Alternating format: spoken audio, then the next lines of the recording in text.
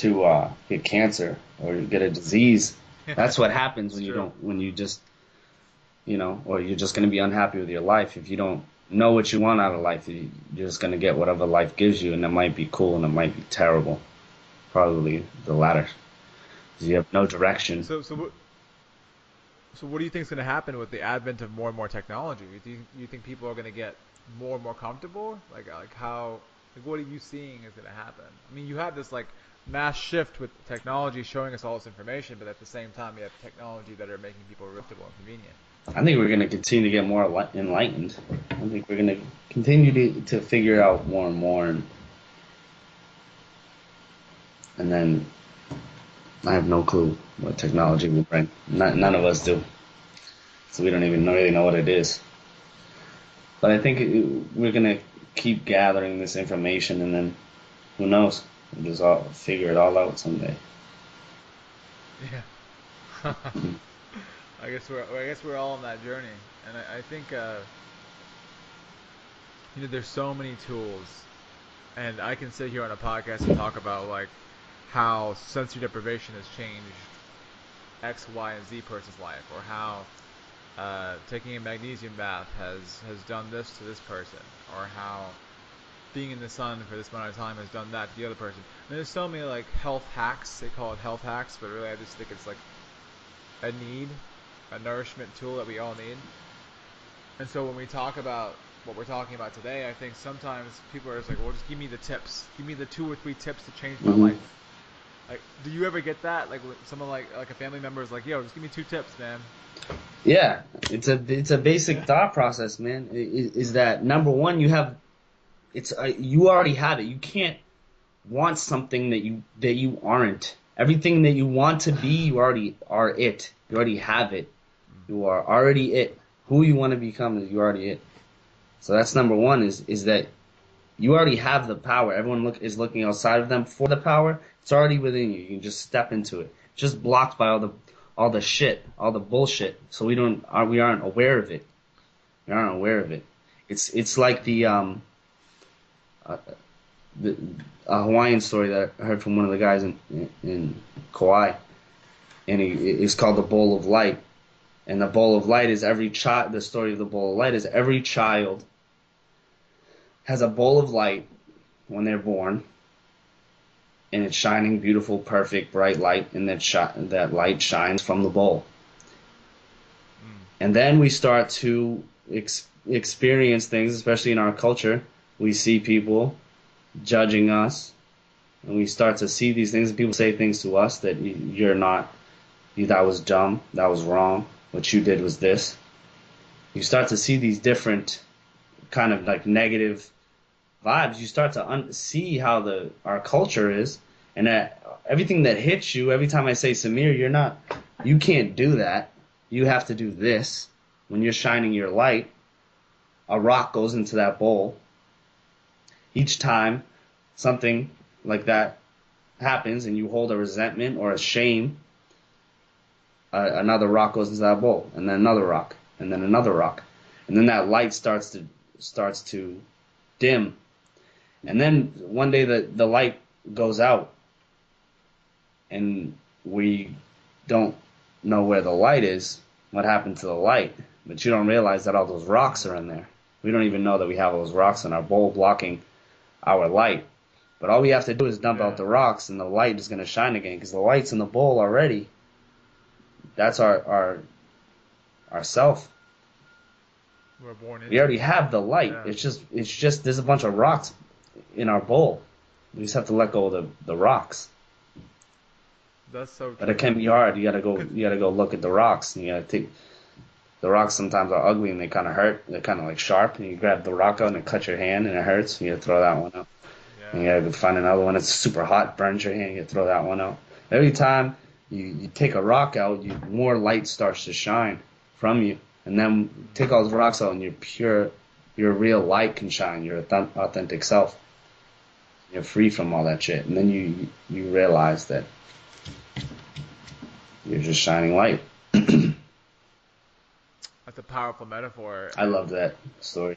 I love that story. that's I think that's that's awesome. like my favorite story right now. I'm so glad I get to tell But it. And I'm sure I kind of well, butchered it a little bit, but I love that story for real.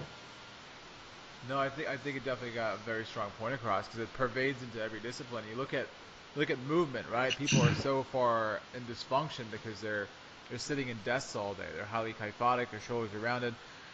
They can't get to a good position because they're training themselves to lock their tissues down. So all we're trying to do is rehab essentially That's a everything rock, you have yeah. done. That's a It's a rock in your rock. bowl, you know? Yeah. Because when you were a baby, you just started to crawl, started to squat, started to hinge, started to like roll over, and then we lost those patterns. And all we're trying to do right now is reconnect people to what they've always had. People So don't, yeah, and let's people don't break come it to you down. if they have back pain and like kyphotic posture because they want to have a good posture. What is Yeah. that? What is that even? That's nothing. I don't want to have good posture because to have good posture. I want to have good posture because I feel like uh, I feel better when my posture is better, and then I can live my life better when my posture is better. All these things that people come to, they come to you on this base, more base level, like, oh, my shoulder hurts. I gotta fix the shoulder pain. And then when I'm pain free, Yeah. it's when you're pain free, then what is what people are after. It doesn't, you know what Yeah. I mean? Or maybe they don't even know they're after it until they actually just take the first step and like, okay, shoulder Yeah. pain. Oh wait, it's something deeper than that. Oh, there's something deeper than that. Oh crap, there's something even more deeper than Hmm. that. Like I've had people that have held so much tension here, and we just through going through like a flow session or opening up, they'll start crying. Yeah, that's like And that chakra blockage too, just from like communication. I have a friend like that who just has had horrific neck problems, and when you start to learn about these things about each chakra and your developmental stages and like what you were going through at that age 1 to 7, that first chakra, and then yeah, or 0 to 7, the first chakra, and then the different chakra systems and what's happening to you in your life at that point, and if and this my friend is somebody who he has a lot of neck tension, just neck problems. Can't express himself. Can't speak. He can speak. He can speak. He's a normal dude. You know what I mean? But he can't. yeah, He has a lot of trouble saying things that he think might get a bad reaction out of people, or speaking in a way that might offend somebody, and he'll hold back his thoughts in case his idea is stupid, so we hold back those things, and that's based on conditioning young in our life. And I know his parents. It comes from your parents. I know his family and his parents, and he's definitely that kid who got told to shut up, sit down, and stay quiet. And whatever you have to say is not of value. That can lead to that kind of tension in your neck because you want to yeah, say something, and someone says no, shut up, shut up. You can talk after. Don't talk when the adults are speaking. What you have has no value, mm, so people hold that, and then it causes neck tension, and then neck problems, and people have neck pain in the future. And if they never, they just keep stretching their neck out, and they never learn to express themselves, it's going to be. That's when you get. That's how you wow, get like chronic, recurring injuries that keep coming, and nobody can figure out why. Like I keep hurting my neck, keep having back pain. yeah, If it's like a an injury, that's different. Just like a straight up injury to your back, like I was deadlifting and I tweaked my back, so it might be a little bit different. That's different. You can heal that with just mm, physical things, and movements and stretches and things like that. Uh, but if it's you have a chronic pain, then you have to look at that. I've always had this pain. My neck has always been terrible. Well, that's chronic. Probably something different, deeper. yeah, yeah. I think it's hard to connect to something that's like sometimes it's esoteric for a lot of people, like an animating like force that's like within you, and it's we don't know. So our heart beats and our blood moves and our hormones get released, but what's beating our heart, what's moving those nervous system connections, we is some embodying something, energetic, whatever system that's doing it. And to go to that level is definitely scary, but I think you're totally right on the money because people will hold tension, quote unquote, for years, and they'll just keep relinquishing it to, oh, I just have tight shoulders, I just have tight blah blah blah. But maybe there's something you're actually really holding back that's causing the physiological reaction of tightness. Muscular tension is something that is heavily correlated to an emotional feeling Hmm. of suppression or anger or hate or love.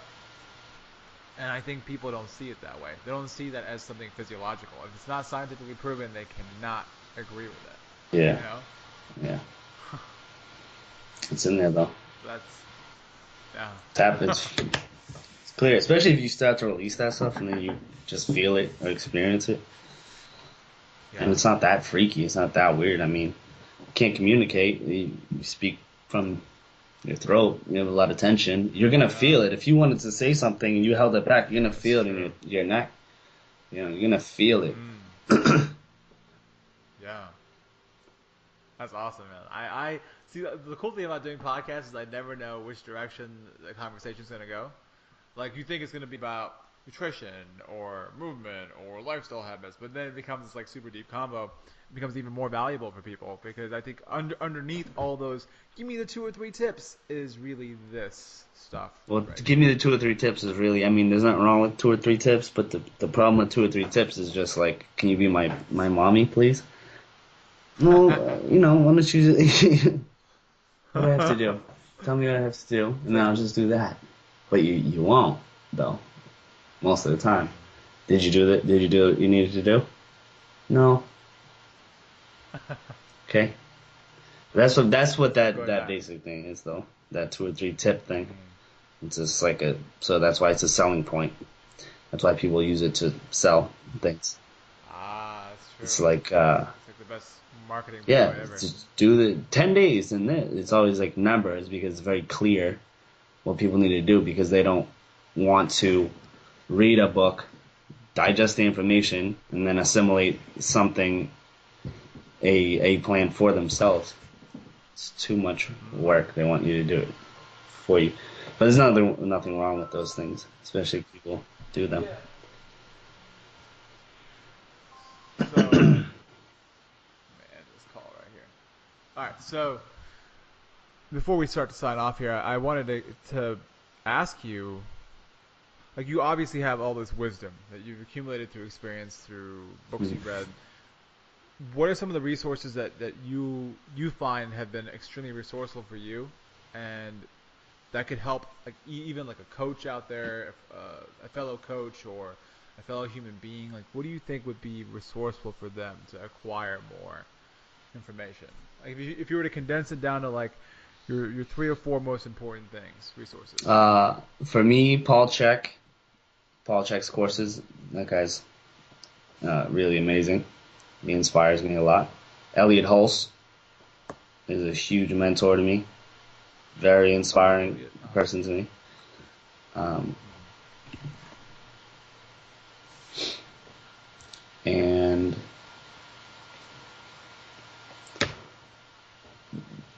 being honest with yourself, being honest with yourself with what you're in. Don't lie to yourself, which is what I did for a long time. We all still do on a daily basis. We'll lie to ourselves a little bit of what's really going on.